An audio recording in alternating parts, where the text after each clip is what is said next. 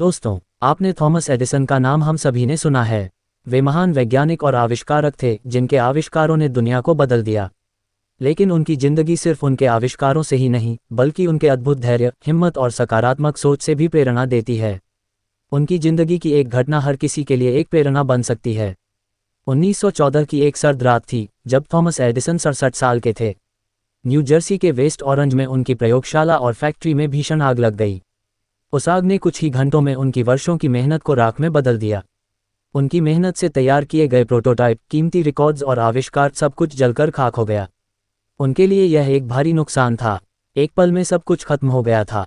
पर एडिसन का जवाब निराशा नहीं था। उन्होंने आग को जलता देखा और अपने बेटे चार्ल्स से मुस्कुराते हुए कहा, जाओ अपनी माँ और उसके सभी दोस्तों को बुला लाओ। उन्हें ऐसी आग फिर कभी देखने को नहीं मिलेगी। उनकी शांति और मुस्कान में एक गहरा संदेश छिपा था। एक आम इंसान शायद इस स्थिति में टूट जाता, लेकिन एडिसन ने इसे एक नए अवसर के रूप में देखा। अगले दिन उन्होंने कुछ ऐसा कहा जो हमारे लिए एक प्रेरणा है। मैं 67 साल का हूँ, लेकिन नई शुरुआत करने के लिए कभी भी बूढ़ा नहीं हूँ। मैंने इससे पहले भी कई कठिन समय देखे हैं। एडिसन ने तुरंत अपनी फैक्ट्री का पुनर्निर्माण शुरू कर दिया। उनके जोश में कोई कमी नहीं थी। उन्होंने अपने सभी कर्मचारियों को प्रोत्साहित किया और खुद भी रात दिन काम में जुट गए।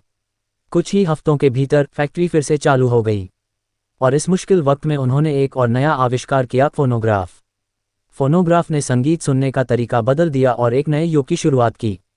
उन्होंने दिखा दिया कि जब इंसान के पास सकारात्मक सोच और दृढ़ इच्छा शक्ति हो तो वह किसी भी परिस्थिति में आगे बढ़ सकता है।